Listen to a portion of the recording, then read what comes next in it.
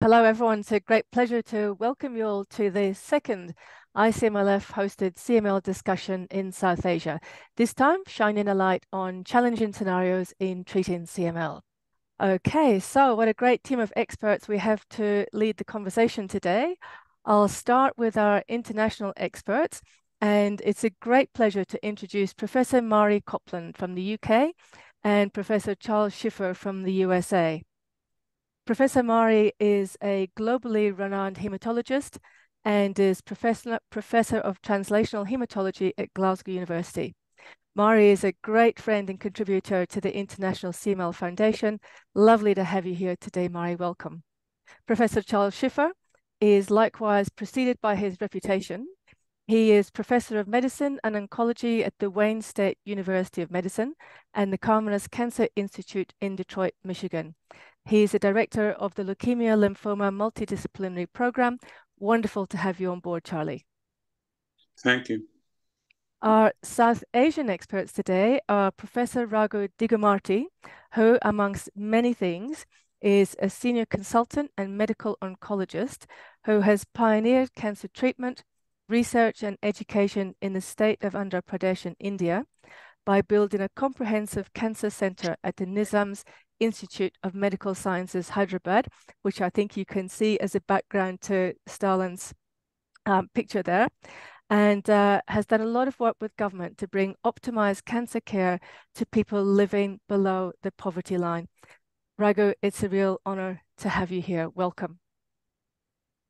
And our fourth expert today is Assistant Professor Bala Chowdary, who has just started a new job. Congratulations on your new role. He is the Chief Medical Oncologist, Hemato-Oncologist, and BMT physician at the Mahatma Gandhi Cancer Hospital in India. Welcome. Such a pleasure to share this platform with you. So, Stalin, would you please share your slides with us? And whilst you're getting the slides of your cases up, I'll share with the audience how we're going to run this session today. So we have 5 cases ready to go that exemplify a whole range of challenging scenarios. Raghu and Stalin will alternate with each other presenting these cases. Mhairi and Charlie will respond, and all 4 experts will discuss the challenging scenarios as they arise. We will take questions and comments from the audience as we go, but we'll also try to keep it to 10 to 12 minutes per case to make sure we have plenty of time left at the end for free discussion. So if we don't get to a question during the case itself, we should be able to come back to it at the end. So thank you. Thank you. Good evening, everyone. And thank you, ICMLF, for this opportunity of presenting the challenging case scenarios. And thank you, Orlin, for your nice introduction. So it's a great privilege to be part of this meeting and presenting and discussing with the international experts. So first, my first case is, she's a 20-year-old female who was diagnosed as chronic phase CML CP in 2009 and started on imatinib 400 mg once daily. So she got the tablets under the GPAP International program at free of cost, which was started by Raghunadharao at Nizam's Institute. And in August 2010, the bone marrow was done, which showed complete cytogenetic response. And at that point of time, the way of seeing was the cytogenetic response. The molecular response was not done in majority of the cases. And we checked the cytogenetic response at a 6-month and 12-month time period. In March 2011, she had cytopenias for which imatinib was stopped for 1 month. And later she was lost to follow-up for 2 years. So this is the problem with some patients, that the non-compliance, and they think that the disease has cured and they will get lost to follow-up for some time and will come back with the disease. So she has not used any medication and has developed symptoms with the of massive splenomegaly and presented again in April 2014. So she was counseled for strict compliance and was again started on imatinib and was monitored with BCR-ABL. So the BCR-ABL in February 2016 was 5%. After 1 year, it was again 19.5%. And but because of the costlier next generation TKAs, she had a poor compliance with the medication. So we advised the strict compliance and to check the BCR-ABL after 8 weeks time. But she again tested it around 6 months later in September 2017, which was 57%. And slowly the platelet count increased to 21.8 lakh and the basophils were 11% in the complete hemogram. So after multiple counseling the patient undergo a kinase domain mutation testing, so which showed two mutations, Y325H and G250E mutations. So she was started on nilotinib in February 2018 for this treatment, and she continued the treatment till November 2018. But in the November 2018, after around 1 year of nilotinib, the BCR-ABL was 38.6%. Hence, it was changed to dasatinib 140 mg per day because we don't have access to the third generation TKIs like ponatinib and asciminib at that point of time then. And which she used the dasatinib 140 mg per day for a period of few months, and then she again lost to follow-up for 2.5 years, and she didn't use any medication at all and presented again in March 2022. So at that time, the dasatinib was restarted, and she could not tolerate the 140 mg of dasatinib. And because of the cytopenias, the TKD mutation analysis was done, which showed one of the past mutations are like G250E mutation. But this time she got another mutation, F359I mutation. So she was started on low-dose dasatinib because she is not tolerating the full 140 mg of dasatinib. So she was started at 50 mg per day, and the dose again slowly increased to 100 mg per day. But she didn't attain a response to it, and the BCR-ABL was 64%. So this is a challenging case scenario because it addresses the major issues we have here in our setting. That is the frequent loss to follow-ups, non-compliance with the medication, so and poor access to the third generation TKs like asciminib and ponatinib, which are costlier and which are not available in the current in India.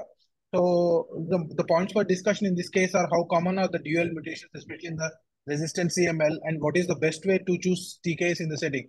So how often dasatinib will work when nilotinib has failed in the second line, and in a case like this, how we further manage this case in a better way. Mhairi and Charlie, would you like to step in? Yeah, I think we're going to learn from most of these cases that it's not good to stop your medication. And it's unfortunate that many patients have real problems that, in fact, make it so they can't get medication or can't get adequate dosage. And that's not just the case in India, but it's also the case in the United States. Before I get to what I do now, it's just a few comments as you went through the case. It was mentioned that you did a bone marrow to document response and complete cytogenetic response.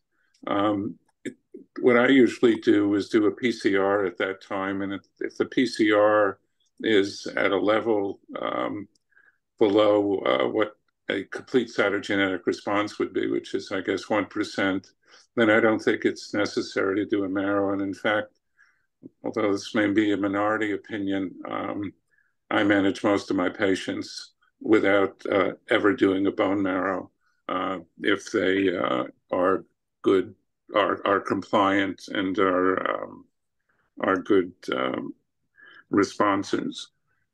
When she presented with massive splenomegaly and concerns possibly about accelerated disease, would have done cytogenetics at that time. Again, I'm talking about what might be done in an ideal situation where cost is not the driver.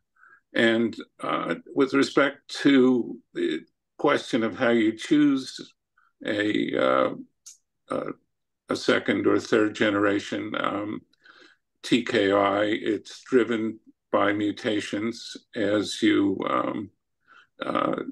did, and by medical problems, which may direct you in to one drug or another, depending on if patients have complicating medical issues.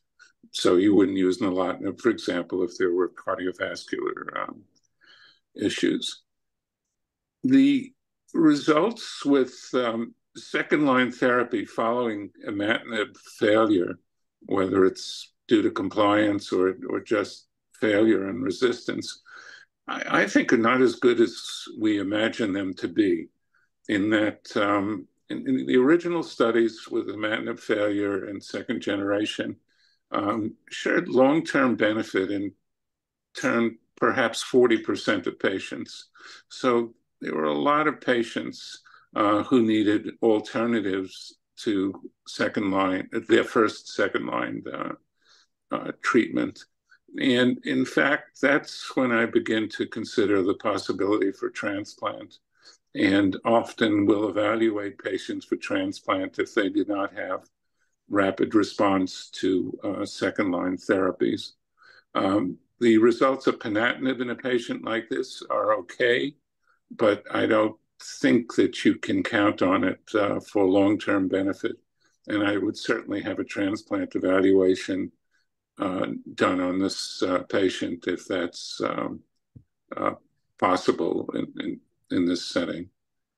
And I've got some other thoughts, but that's enough for now. Thanks. Mhairi, would you like to step in? Yeah, so I would agree with Charlie's point about the bone marrow assessment. So we do a bone marrow at diagnosis, but then we wouldn't follow up on a bone marrow unless there was additional cytogenetic abnormalities at baseline, in which case we would do it to make sure that they had resolved. But if patients are achieving their milestones, then we wouldn't repeat the marrow. Obviously, if we thought they were progressing to advanced phase, we would, but the majority of our patients have a marrow at diagnosis and then don't have further marrows, and we monitor them with the qPCR only and do mutation testing on peripheral blood if they have a warning, and we would usually repeat the marrow if they had treatment failure, but if they were getting up to this at 1% level. In terms of the specific questions, I think there's a question about how common are compound mutations. So they're not all that common, but my feeling is they're probably a bit more common in patients that are poorly compliant and are on and off treatment. And in terms of treatment for this patient, I think this is really challenging in terms of the mutations that she had when she was last assessed, the F359 and the G250E. So I had a wee look, in the G52E has intermediate sensitivity to all of the TKIs. The F359I is resistant to the nilotinib, so that's probably when she picked it up was from her nilotinib therapy, but it should have been sensitive to the dasatinib, though maybe not low-dose dasatinib. And in terms of her multiple mutations, then it is patients with the multiple mutations that are less likely to respond to ponatinib, although I don't think that was available to this patient, and I assume asciminib is not available either.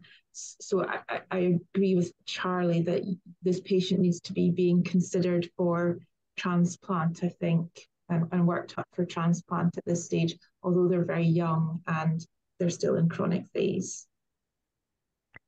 Maybe Hemant and then Raghu, please. Hemant? So hi everybody, am I audible and visible? Perfect. So I speak to you from Rome. I'm on my way to attending Bepe's conference in Bologna. And I have two comments to make actually. The first is that as Charlie suggested, and hi Charlie, good to see you even though online. Nice to see you. So I think most of us in India would still do a marrow at diagnosis, because that is the time when the patient is most susceptible to getting a so to say, invasive investigation done. And it does add a little bit of value to doing a marrow, You can look for additional chromosomal abnormalities and fibrosis and all that. And the second thing is something which I do in my GPAP patients is that I sometimes increase the dose of imatinib, and that is covered in the GPAP program to 600 and sometimes 800 also. And in some data which we have, about 10% of patients who are suboptimal responders to 400 milligrams imatinib, they achieve a significant molecular response. Thank you. Over. Raghu, and then back to Stalin, please. Two simple questions. Increasing imatinib, yeah, we did a large trial from our center in Nizam's as Stalin has presented the data along with Dr. Sadasivudu, we find that the cytopenias actually worsen. So if this patient had a cytopenia with a regular dose and had to interrupt the program treatment, then it would be difficult to sustain 600 and 800. Second, in anticipation of a transplant, what additional treatment do we need to prepare her for a transplant? Now that transplant can be done under the government schemes in the state of Telangana and Andhra Pradesh for CML. So both are possible. So what additional workup? I suppose you would definitely ask for cytogenetics. Yes, I would do that. A bone marrow aspiration and biopsy. But how would I get her to a level that you are very confident that the transplant would take, the graft would take? Does she need any additional treatment? I'm very much worried about a platelet count of 21 lakhs.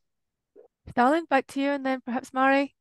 Yeah, I too have the same question. So, what are the prerequisites for the patient to take up for the transplant?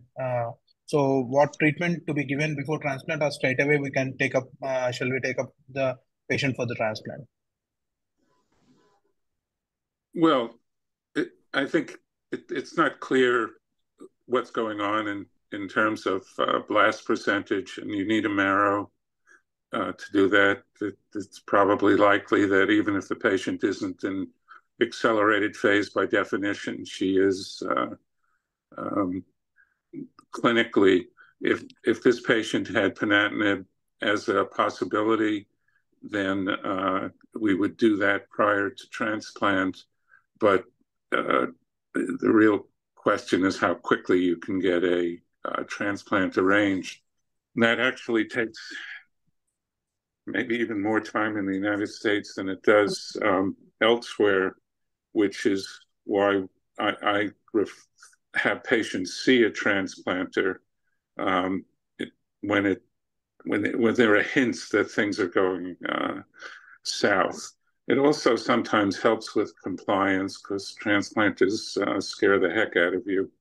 And it reminds patients that they have a real disease, and occasionally in some patients it fortifies compliance. So it was this discussion, in fact, how you prepare this patient for transplant. So you definitely need to reassess their disease stage. So marrow, percentage of blasts, cytogenetic abnormalities, also spleen size, because if they've got very bulky disease or high white cell count, perhaps they're going to need some conventional chemotherapy to get their disease under control prior to transplant. If third generation TKIs are not available, because the outcome for transplant is going to be better if they go into it with their disease under control. So we can come back to this case again at the end, assuming we'll have some time, but just to make sure we don't blow out in time on one case, I will move us on. But can I just check, Stalin, do you feel that your questions have been adequately answered for now? We can move on, come back again to some detail later. Is that okay? Yeah, just one comment. So we have no access to the ponatinib, but we can get asciminib under the compassionate access program. Is asciminib a right option to get a response and to take up for the transplant in this case, if we are able to get it under the compassionate access program? I would think that's a very good option for this patient if you're able to get it. So I would agree. A comment, very quick comment. Like for a patient like this, who's not been compliant to imatinib, who's not been compliant to dasatinib, it's going to be a very, very big challenge to have her undergo a transplant, even if support is provided by the government schemes. There are several other expenses which the patient has to bear, and the fact that she has to arrange a donor, and also the fact that post-transplant a huge amount of care and commitment is needed. So a very, very careful thought regarding all those things need to be taken into consideration when you have a patient like this. And unfortunately, there are a lot of patients like this in India. Over. Very poignant case to finish on, but we'll move on.